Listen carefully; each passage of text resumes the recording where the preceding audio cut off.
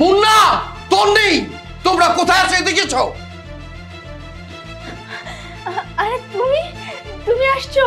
চলো, আমার মা কোথায়? কথা বলছো না কেন?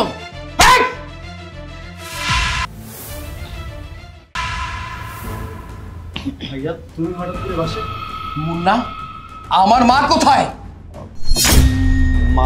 মা তো। চুপ কর। কি ব্যাপার ভাইয়া, আপনি বাড়িতে ঢুকে কি শুরু করছেন এসব? তুমি চুপ করো। আমার মা কোথায় আমি জানতে চাই। আমি বুঝতে পারছি তুমি কি বলতে যাচ্ছ। আমি বলছি সব তোমাকে। আজকে আমার আর কোনো বাধা নেই, আজকে আমার কোনো ভয় নেই তোমাকে সব সত্যি বলাতে। আমি এতদিন তোমাকে বলতে পারিনি ভয়ে, আমি আজকে তোমাকে সব খুলে বলবো। তাহলে শোনো। কি বিচ্ছিরি গন্ধ বের হইছে। মুন্না, আয় মুন্না, এদিকে আসো। কি হয়েছে? কি হয়েছে? তোমার মা আমার বিছানায় কি করতেছে? কি গন্ধ তোমার মায়ের শরীর থেকে। তোমরা এরকম চিৎকার চেঁচামেচি করতেছো কেন? চিল্লাবো তো কি করবো? তুমি তোমার গন্ধ শরীর নিয়ে আমাদের বেডে কেন শুয়ে আছো? তোমার বেড নাই? বাবারে, আমি তো এমনি অসুস্থ মানুষ, আমার একটু ঘুম আসা পড়ছিল, তাই তোমার বিছনায় এসে শুয়ে পড়ছি। হ্যাঁ জানি তুমি অসুস্থ মানুষ, তোমাকে কতবার বসে গোসল করো, না জানি কতদিন ধরে না গোসল করে আছে। ইস, কি গন্ধ শরীরে। তুমি দাঁড়িয়ে দাঁড়িয়ে এখনো কি দেখতেছো? হ্যাঁ, এই মহিলাকে বাসা থেকে বের করে দিচ্ছ না কেন? দেখো, তোমাকে কিন্তু আমি আগেও বলেছি তোমার মা যদি এই বাসায় থাকে আমি কিন্তু থাকবো না। তুমি ঠিকই বলছো। আর তাছাড়া এই মহিলার জন্য আমি আমার বন্ধু বান্ধব আত্মীয় স্বজন কারোর সামনে মুখটা বলতে দেখাতে পারি না, যেখানে সেখানে যায় দাঁড়ায় থাকে এই গন্ধ শরীর নিয়ে। এই বেরো এখান থেকে, বেরো যাও। কি বলতেছো এগুলি? কি বলছি মানে? আমি ঠিকই বলছি, তুমি তোমার আপন মা না, তুমি আমার সৎ মা, তোমাকে বের করে দেবে কি? যাও তুমি এখান থেকে, যাও। আপনি ঠিক আছেন তো ভাই? তুমি মায়ের সাথে এরকম আচরণ করছো কেন? এমন আচরণ করবো কি করবো? এই গন্ধ শরীর নিয়ে আর কোথাও জায়গা পায় না, আমার বেড়ে এসে শুয়েছিল। তুমি তো জানো ভাই, মা অসুস্থ, হয়তো অসুস্থ শরীর নিয়ে ভালো লাগছিল না, তাই হয়তো তোমার বেডে এসে শুয়ে পড়েছে, তাই তুমি মাকে বের করে দিবে? হ্যাঁ, আমি এই ঘর থেকে বের করে দিব। এমনি তো না, ও আমার সৎ মা, আপন মা না। ভাই, সৎ মা ঠিক আছে, কিন্তু এই মাই তোমাকে ছোটবেলা থেকে এত বড় করেছে, মানুষ বানিয়েছে, নিজে কোলে পিঠে করে মানুষ করেছে, তুমি এই মাকে বের করে দিবে কিভাবে বলো ভাই? এই, তোকে না বলেছি একদম চুপ করে থাকবি? তুই এত বেশি কথা বলতেছিস কেন? বেশি কথা বললে কিন্তু তোকেও ঘাড় ধাক্কা দিয়ে বাসা থেকে বের করে দেব। আর আরেকটা কথা কান খুলে শুনে রাখ, খবরদার এই সব কথা যদি ভাইয়ার কানে গেছে তাহলে কিন্তু তোর খবর আছে। না বোন, তোমরা এগুলো করতে পারো না। এই মানুষটা অসুস্থ, এই মানুষটা কোথায় যাবে? বাড়ি থেকে বের হয়ে ওনার তো আর কোথাও যাওয়ার জায়গা নেই। এই হাত ছাড় বলছি। চলো বেরো, বাসা থেকে বেরো। তুই দাঁড়িয়ে কি দেখতেছিস? তুই বের হ। দাঁড়িয়ে আছে এখনো, লজ্জা নাই কিছু না। যাই হোক, আপদটা বিপদ হয়েছে বাসা থেকে। ভালোই হয়েছে, এক উসিলায় বিদায় হয়েছে।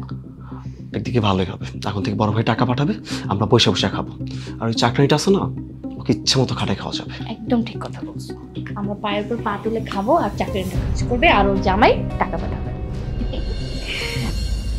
এখন বুঝতে পেরেছো মা কেন বাড়িতে নেই? আমার আর মায়ের সাথে প্রতিনিয়ত এসব হয়েছে। মাকে তো লাস্ট পর্যন্ত বাড়ি থেকে বের করে দিয়েছে ওরা। আমাকে কেন রেখেছে জানো? আমি বাড়িতে থাকলে তুমি বাড়িতে টাকা পাঠাবে আর সেই টাকা দিয়ে ওরা ফুর্তি করতে পারবে, তাই আমাকে বাড়িতে রেখেছে। আমি তোমাকে কিছুই বলতে পারিনি, কারণ আমাকে সবসময় হুমকি দেওয়া হতো, আমার উপরও অত্যাচার করা হতো।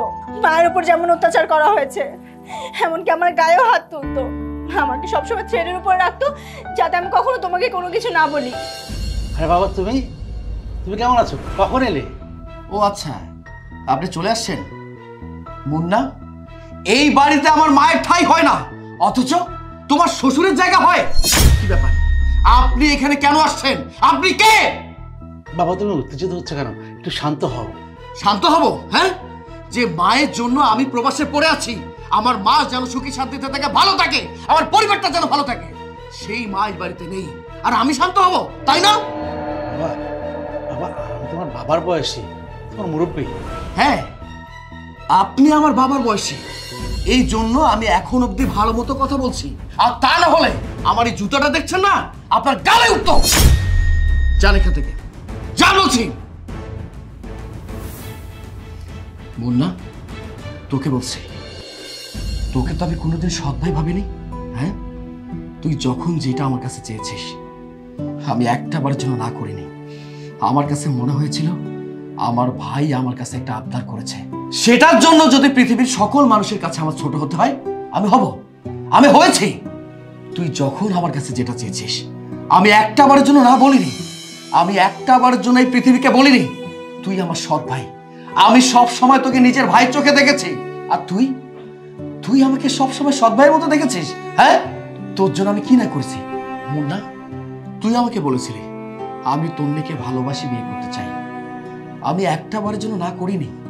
আমি বলেছি ঠিক আছে, তুই তোর পছন্দ মতো মেয়েটাকে বিয়ে কর, আমার কোনো আপত্তি নেই। তুই আমাকে বললি যে ভাই বিয়ে করার জন্য অনেক টাকা দরকার, আমার হাত খরচ আছে, এটা কিনতে হবে ওটা কিনতে হবে। আমি না করিনি। আমি অনেক কষ্টের মধ্যে ছিলাম, এমনও সময় গেছে আমি ঠিকমতো খেতে পারিনি, চলতে পারিনি, তারপরে তোকে কখনো বুঝতে দেয়নি। আমি কিন্তু টাকা দিয়েছি, তোর সকল আবদার আমি পূরণ করেছি। আর তুই তুই আমাকে সবসময় সৎ ভাইয়ের মতো দেখিস, আমার মাকে সৎ মা ভাবিস। হ্যাঁ, তোর কি মনে পড়ে তুই যখন ছোট ছিলি তোকে কোলে পিঠে করে আমার মা লালন পালন করে বড় করেছে, আমাকে ঠিক মতো সময় দেয়নি, তোকে সময়টা দিয়েছে। আমার মা সবসময় একটা কথাই বলতো, আমার একটা সন্তান না, আমার সন্তান দুইটা।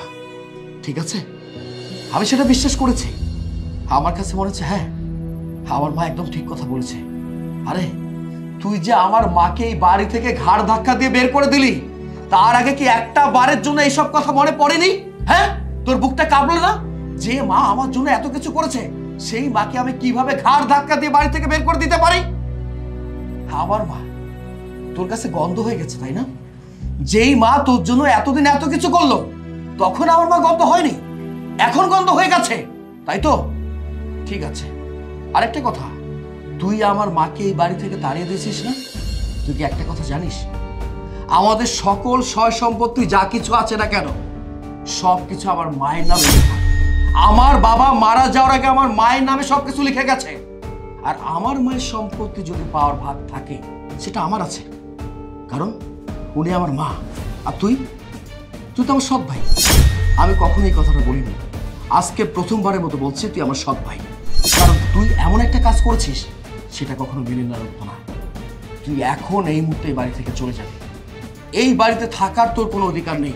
দাঁড়িয়ে আছিস কেন? যা বলছি, যা যা বলছি। দাঁড়া।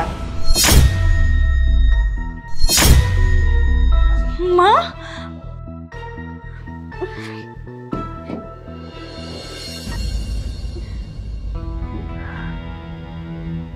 সাগর, তুই কানে বের করে দিতেছিস?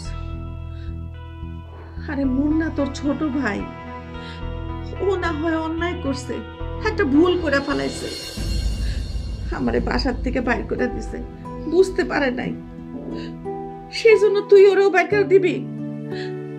আরে তুইও আমার যেমন সন্তান, ও আমার আরেক সন্তান। এক সন্তান বাড়ির থেকে বাইর হয়ে যাব, আরেক সন্তান ঘরে থাকবো, আমি এক সন্তান দিয়ে থাকবো না রে বাজার। শোন, মুন্না তোর ছোট ভাই, যাই হয়েছে তুই ওরে ক্ষমা করে দে বাবা, আমি ওরে ক্ষমা করে দিছি। আমার মায়ের মুখের কথা শুনেছিস? হ্যাঁ, যেই মা তোর কাছে গন্ধ হয়ে গেছে, যেই মাকে তুই ঘাড় ধাক্কা দিয়ে তাড়িয়ে দিয়েছিস, সেই মা আজকে আমাকে বারবার হাত জোর করে বলছে না, আমার ছেলেকে এই বাড়ি থেকে বের করে দেওয়া যাবে না। এই তোর জ্ঞান বুদ্ধি মাথায় কবে হবে রে? ভাইজান, আমার ভুল হয়ে গেছে, তুমি আমাকে ক্ষমা করে দিও। আসলে আমি কোনো ভাবতেই পাই না তুমি আমার আপন ভাই, সবসময় সৎ ভাইয়ের মতো দেখছি, আজকে বুঝলাম তুমি আমার কত ভালোবাসো। আর মা, তুমি পারলে আমার ক্ষমা করে দিও, অনেক অত্যাচার অভিযোগ তোমার উপরে করছি, পারলে তোমার ছেলে তুমি ক্ষমা করে দিও। মা, আপনি আমাকেও ক্ষমা করে দিয়েন, না জেনে না বুঝে আপনার সাথে অনেক অন্যায় করেছি, প্লিজ মাফ করে দিয়েন, আমরা তো ছোট তাই না? দেখ রে বাবা, মুন্না আমারে বাসার থেকে বাইর করে দিছে, আমার থাকার কোনো আশ্রয় ছিল না, আমি রাস্তা রাস্তা ঘুরা ঘুরা ভিক্ষা করে চলছি। আমি জানি জীবনটা কত কষ্টের, আর মুন্না তো কখনো কষ্ট দেখে নাই, ও রাস্তায় গিয়ে কেমনে থাকবো? আমি মা হয়ে তোর কাছে ভিক্ষা চাইতেছি বাবা, তুই মুন্নারে ক্ষমা করে দে। আজকে আমি মুন্নার জন্য তোর কাছে হাত জোর করতেছি, ভিক্ষা চাইতেছি, তুই মুন্নারে বাড়ির থেকে বাইর করিস না। দেখো, তুমি আর রাগ করো না, ওরা তো ছোট, ওরা ভুল করছে, ভুল বুঝতেও পারছে, মাফ চাইতেছে। তুমি আর রাগ করে থাইকো না, মা কি বলে সেটা শুনো। ঠিক আছে, তোমরা যদি এত করে বলছো, এবারের মতো আমি সবকিছু মেনে নিয়েছি। ফার্দার দ্বিতীয়বার সেম ভুলটা যদি হয় না, তাহলে কোনো ক্ষমা নেই, ঠিক আছে?